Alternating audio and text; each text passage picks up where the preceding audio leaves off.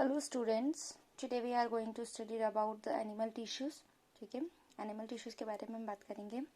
जैसा कि plant tissues में हमने देखा था कि डिफरेंट टाइप के टिश्यूज़ प्रेजेंट होते हैं जो कि क्या करते हैं, प्लांट में जितनी भी एक्टिविटी है वो परफॉर्म करते हैं, मीन स्पेशली फंक्शंस जो है वो परफॉर्म करते हैं. But in case of animal tissue यहाँ पे अगर हम बात करते हैं तो 4 टाइप ऑफ जो एनिमल टिश्यू उनको ब्रॉडली 4 टाइप ऑफ टिश्यूज़ में हम डिवाइड करते हैं. ठीक है, एक जो है first one epithelial tissue, second connective tissue, then muscular tissues and neural tissue. We will discuss with them. इनके बारे में हम डिस्कस करेंगे about it. We will discuss about it. जो एपिथेलियल टिश्यू है, जो एपिथेलियल जो वर्ड है उसका मीनिंग ही होता है कि एपी मीन्स अपॉन एंड थैली मीन्स निपल. ठीक है, मीन्स अगर हम बात करते हैं ना तो ये क्या होते हैं, एपिथेलियल टिश्यूज जो होते हैं ये क्या करते हैं, जो मतलब आउट एक्सटर्नल और इंटरनल, ठीक है, एक्सटर्नल और इंटरनल सरफेस जो होती है एनिमल्स टिश्यूज की हम बात करते हैं. ठीक है, तो वो किसकी बनी होती है, एपिथेलियल टिश्यू की बनी होती है. अंडरस्टूड. कनेक्टिव टिश्यूज की अगर हम बात करते हैं, जो कनेक्टिव टिश्यू होते हैं वो क्या होते हैं, जैसे फॉर एग्जांपल कनेक्ट, नाम से आपको पता चल रहा है जैसे कि आपकी बॉडी में ब्लड और मसल्स, ये एग्जांपल्स है कनेक्टिव टिश्यूज के. ठीक है, कनेक्टिव टिश्यू के. और जैसे मसल्स भी हैं, मस्कुलर टिश्यूज. ठीक है, मसल्स के बारे में हम यहाँ बात करेंगे. और इनका जो स्पेशली अगर हम बात करते हैं कि ये क्या करते हैं, कॉन्ट्रैक्ट और रिलैक्स होके जो है मस्कुलर टिश्यूज वो परफॉर्म करते हैं. न्यूरल टिश्यू की अगर हम बात कर रहे हैं तो स्पेशली जो नर्व सेल है हम उसके बारे में भी जानेंगे. ठीक है, अब अगर हम बात करते हैं, थोड़ा सा डिटेल चलते हैं एपिथेलियल टिश्यू के बारे में. ठीक है, एपिथेलियल टिश्यू में अगर हम बात करते हैं तो एपिथेलियल टिश्यू क्या होते हैं, let me discuss about the epithelial tissue. ये क्या होते हैं, अगर हम इनके स्ट्रक्चर के बेसिस पे बात करें तो in your syllabus you will studied about the 4 type of epithelial tissue. ठीक है, इसमें 4 तरह के एपिथेलियल टिश्यू आप पढ़ेंगे. स्क्वैमस, क्यूबॉइडल, कॉलमर, जो कि कॉलमर सिलिएटेड जिसे हम कहते हैं, एंड स्ट्रेटिफाइड स्क्वैमस. बट इससे पहले आप थोड़ा सा वर्ड्स पे ज़्यादा बाद में हम डिस्कस करेंगे. बट अगर हम बात करते हैं कि कुछ इनके जो कैरेक्टरिस्टिक्स फीचर्स हैं एपिथेलियल टिश्यूज़ के, वो मैं आपको थोड़े से बता देती हूँ. ठीक है, जैसे कि जो कवरिंग होती है, जो प्रोटेक्टिव, ये क्या होते हैं, कवरिंग करते हैं एनिमल बॉडी का, और ये जो होते हैं प्रोटेक्टिव टिश्यू होते हैं. ठीक है, ज़्यादातर ऑर्गन्स और जो कैविटीज़ होती है उसमें काम करते हैं, इंटरलाइनिंग का काम करते हैं. ठीक है, जो जैसे कि कोई कैविटी है और ऑर्गन है, ऑर्गन के बीच में ही गैप करने का काम करेंगे. ठीक है, दो ऑर्गन को सेपरेट करने का काम करेंगे, है ना, क्योंकि ये एक वॉल की तरह एक्ट करती है. अगर हम बात करते हैं स्किन की, जैसे है ना, द स्किन, जो माउथ के अंदर जो स्किन होती है, इनर लाइनिंग जो है वो होती है. ब्लड वेसल्स की लाइनिंग, एल्वुलाई, किडनी ट्यूब्यूल्स, ये सब जो होती है एपिथेलियल टिश्यू की बनी होती है. एपिथेलियल टिश्यू के बारे में अगर हम बात करें तो ये जो होते हैं टाइटली पैक्ड होते हैं, कंटिन्यूस शीट होती हैं. ठीक है, ये क्या होते हैं, टाइटली पैक्ड होते हैं, और इनकी जो मतलब टाइटली 1 बाय 1 की क्या होते हैं, अटैच्ड होते हैं. और क्या होती है इनमें अगर हम बात करें तो इंटरसेलुलर स्पेस ऑलमोस्ट नहीं होती है. ठीक है, और ये इनके बीच में अगर हम बात करें थोड़ा सा सीमेंटिंग मटेरियल होता है जो कि क्या होता है, इनको कॉम्पैक्टली बाउंड करता है. ठीक है, टाइटली अरेंज्ड होते हैं ये, जैसा मैंने आपको बताया. और अगर हम बात करें कि एपिथेलियल के केस में ज़्यादा जो कोई भी चीज़, ठीक है, एंटर या लीव कर सकती है बॉडी में, किसको, मतलब कम से कम एक लेयर तो वो एपिथेलियल टिश्यू की क्रॉस करेगी. ठीक है, एपिथेलियल क्योंकि हमने बोला कि ये तो लाइनिंग है, एक्सटर्नल और इंटरनल सरफेस है ही, तो ये क्या करते हैं कि कम से कम मतलब बॉडी में हम बात करें या किसी ऑर्गन टू ऑर्गन भी अगर हम बात कर रहे हैं तो जो ट्रांसपोर्टेशन हो रहा है वो किसके थ्रू होता है, मतलब एपिथेलियल टिश्यूज की जो लेयर है उसको वो एक क्रॉस करेगा. ठीक है, जो भी सब्सटेंस आपकी बॉडी में एंटर या एग्जिट कर रहा है. तो one more thing, interesting thing जो कि इसके बारे में मैं बता देती हूँ आपको, एपिथेलियल टिश्यूज में जो होते हैं ब्लड वेसल एब्सेंट होते हैं, है ना, ब्लड वेसल्स जो होते हैं वो क्या होते हैं, एब्सेंट होते हैं किसमें, एपिथेलियल टिश्यूज में। और अगर बात करते हैं मटेरियल जो एक्सचेंज होता है, ठीक है, वो डिफ्यूजन के थ्रू होता है ना। डिफ्यूजन के थ्रू क्या होता है, जैसे कि जो material are exchange by diffusion between epithelial cells and the blood vessels of the connective tissue across the basement membrane.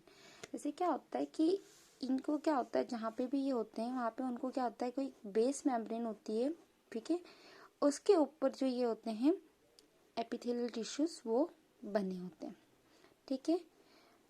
अब अगर हम इनकी बात करें, अब इनके अंदर यहाँ पे हम बस बात कर देते हैं, ये न्यूक्लियस शो कर दिया हमने, ठीक है। अब इनके बीच में क्या होता है, एक बेसमेंट होता है। अब इस बेसमेंट से क्या जुड़ी होती है, ब्लड वेसल्स जुड़ी होती है। तो यहाँ पे क्या होता है, डिफ्यूजन के थ्रू क्या होता है, इसका मटेरियल्स का एक्सचेंज हो जाता है, ठीक है। सरफेस से क्या हो जाएगा, एक्सचेंज हो जाएगा, बाहर जाना है तो भी और अगर आना है तो भी क्या होगा, इसके थ्रू क्या होगा, एक्सचेंज हो जाता है। अब अगर हम बात करें कि जो इनमें जो टिश्यू जो होते हैं, इनके एक्स्ट्रा सेलुलर फाइब्रस बेसमेंट जो होते हैं प्रेजेंट होते हैं, और ये क्या करते हैं, सेपरेट करते हैं और अंडरलाइनिंग करते हैं टिश्यूज़ की। डिफरेंट टाइप के एपिथेलियल टिश्यूज़ की अगर हम बात करें तो हम इनको को रिलेट कर सकते हैं, ठीक है।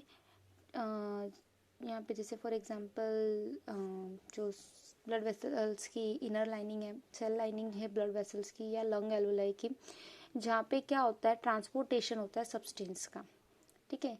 तो वो क्या होता है, सिलेक्टिवली परमिएबल सरफेस होती है। Selectively permeable surface in the sense कि जो चीज़ की ज़रूरत है वही अंदर जाएगी और वही बाहर आएगी।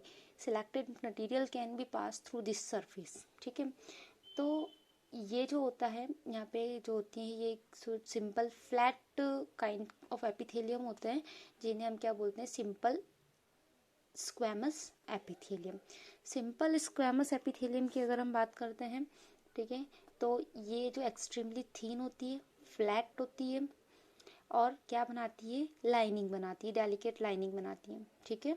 Squamous simple squamous epithelial cells जो होते हैं वो कैसे होते हैं, बहुत थीन होते हैं, फ्लैट होते हैं और क्या करते हैं, एक लेयर बना देते हैं, थीन लाइन बना देते हैं। अब जैसे ईसोफेगस है ना, ईसोफेगस जो आपके डाइजेस्टिव सिस्टम में होते हैं, inner lining of the mouth, ये जो होती हैं ये किससे कवर्ड होती हैं, स्क्वैमस एपिथेलियम से। अब अगर हम बात करते हैं जैसे कि स्किन जो कि प्रोटेक्ट करती है हमारी बॉडी को, वो जो बनी होती है वो भी स्क्वैमस एपिथेलियम की बनी होती है। अब जो स्किन की जो बात करते हैं हम, तो जो एपिथेलियल सेल्स होते हैं वो अरेंज होते हैं बहुत सारे लेयर्स में, लेयर ओवर लेयर, ठीक है, लाइक इन दिस मैनर। जैसे कि कोई ये लेयर है, ठीक है, लेयर ही लेयर बनी हुई है, ठीक है ना। जो ऐसे अगर हम बात कर रहे हैं स्क्वैमस की, बहुत सारी क्या बनी हुई है, लेयर बनी हुई है, सेल के ऊपर सेल, सेल के ऊपर सेल, ऐसे क्या बना रहे हैं, बहुत सारे लेयर बना रहे हैं, ठीक है। तो ये जो पैटर्न है अरेंज्ड है, इस तरह के एपिथेलियम को आप क्या बोलते हैं, स्ट्रेटिफाइड स्क्वैमस एपिथेलियम बोलते हैं, ठीक है। तो दो टाइप के अभी एपिथेलियम हमने पढ़ लिए, एक स्क्वैमस पढ़ा और एक हमने पढ़ा स्ट्रेटिफाइड स्क्वैमस। अब अगर हम बात करते हैं कि हमारी बॉडी में एब्जॉर्प्शन भी होता है ना, एब्जॉर्प्शन और सिक्रेशन भी होता है ना। जहाँ पे आपकी बॉडी में क्या होता है, एब्जॉर्प्शन सिक्रेशन होता है, जैसे इंटेस्टाइन में और इनमें, ठीक है। तो यहाँ पे क्या होते हैं, कॉलम बने होते हैं, ठीक है। कॉलम मतलब कि पिलर लाइक एपिथेलियम जो होता है क्या करता है, वो मूवमेंट को जो होता है एपिथेलियम के अंदर अक्रॉस द एपिथेलियल, उसको मेंटेन करता है ना। रेस्पिरेटरी ट्रैक में अगर हम बात करें तो इन्हीं जो कॉलमर एपिथेलियम है उनमें क्या होते हैं, सीलिया प्रेजेंट होता है। सीलिया की अगर हम बात करें तो ये हेयर लाइक प्रोजेक्शंस हैं, ठीक है, जो कि सरफेस पे होता है एपिथेलियल सेल के सरफेस पे। वो क्या करते हैं, वो cilia can move, their movement pushes the mucus forward to clear it. जो क्या होता है, म्यूकस को ये मतलब मूव करने में और फॉरवर्ड करने के लिए क्या करता है, हेल्प करता है और ये क्लियर करता है स्ट्रैक को, ठीक है। इस तरह के जो एपिथेलियम होते हैं उनको आप सिलिएटेड कॉलमर एपिथेलियम बोलते हैं।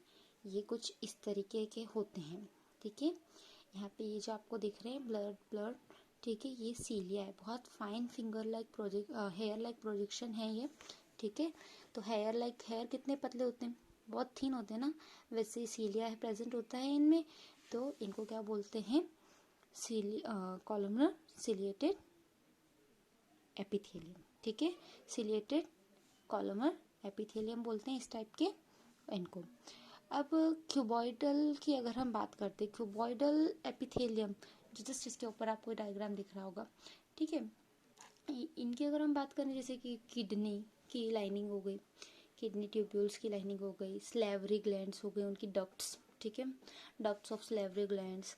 और इनको क्या चाहिए होता है, मैकेनिकल सपोर्ट चाहिए होता है, क्योंकि टाइम टू टाइम क्या होती हैं ये, जो कि इनको पूरा क्या करना है, जो ग्लैंड्स होती हैं उनको क्या करना होता है, उनको एक टाइम पे, रिक्वायर्ड टाइम पे इनकी ओपनिंग और क्लोजिंग इनके हाथ में होती है, ठीक है ना। तो उसके लिए क्या होता है, इनको मैकेनिकल सपोर्ट की ज़रूरत होती है, जो कौन प्रोवाइड करती है, क्यूबॉइडल एपिथेलियम, ठीक है।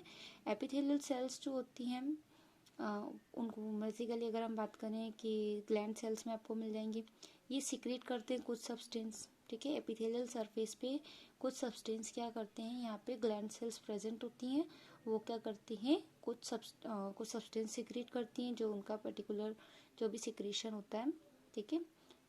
और जो पोर्शन होता है कहाँ से, कुछ पोर्शन जो होते हैं एपिथेलियल टिश्यूज के, in case of cuboidal epithelium, वहाँ पे क्या होते हैं, कुछ फोल्ड्स होते हैं अंदर की साइड, ठीक है, कुछ फोल्ड्स प्रेजेंट होते हैं, और ये मल्टी सेल्यूलर ग्लैंड बनाते हैं, ठीक है।